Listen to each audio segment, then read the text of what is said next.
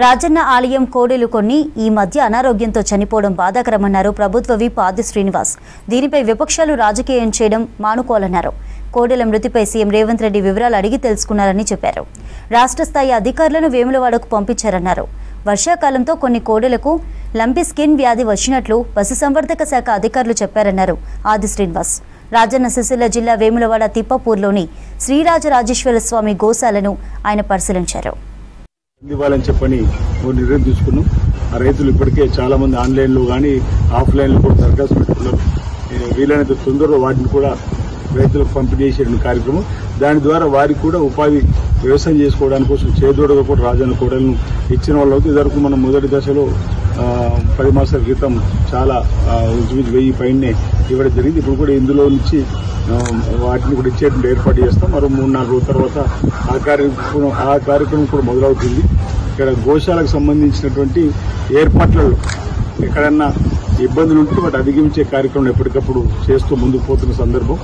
ఎక్కడ ఎవరు కూడా ఇలాంటి గోశాలలో జరిగేటువంటి దానిపైన అనుమానాలు పెట్టుకోవాల్సిన అవసరం లేదన్నమాట. ఈ సందర్భంగా తెలియజేస్తూ ప్రభుత్వం కృతనిశ్చయత ఉందన్నమాట. అంటే మన సంస్కృతిని కాపాడుకోవడం, భక్తుల విశ్వాసాన్ని కాపాడడం, భక్తులకు సంబంధించినటువంటి ఎలాంటి ఇబ్బంది తలెత్తకుండా చూసేటువంటి కార్యక్రమం ఈరోజు చేసుకుంటూ భవిష్యత్తులో మరింత ముందుకు పోతామన్నమాట. ఈ సందర్భంగా నేను తెలియజేస్తూ ఇప్పుడు ప్రస్తుతానికి పశుసంవర్ధక శాఖకు సంబంధించినటువంటి బృందం చెప్పిన సూచనలు సలహాలు దేవాదాయ శాఖ తరఫున ఈఓ గారు అధికారులందరూ కూడా పాటిస్తాను. జిల్లా కలెక్టర్ గారు కూడా 2-3 మార్లు ఇక్కడ రావడం పరిశీలించడం, వారికి ఉన్నటువంటి అనుభవంతో గోశాలు ఉన్నటువంటి వారికి ఎలాంటి అనారోగ్యం తలెత్తకూడదు. ఎందుకంటే వానాకాలం సీజన్ ప్రారంభమైంది కాబట్టి ఈ సీజన్లో వచ్చే వ్యాధులను తట్టుకునే విధంగా కూడా ఏర్పాటు చేయాలని. ఎక్కువ సంఖ్యలో కోడలు ఉన్నప్పుడు ఇంతకుముందు వాళ్ళు చెప్పినట్టు ముద్ద చర్మ వ్యాధి ఒకదానికి వస్తే మరో దానికి అంటుకునేటువంటి ప్రమాదం ఉంది. అంటే గోశాలలో అలాంటి వ్యాధి లేదు, కానీ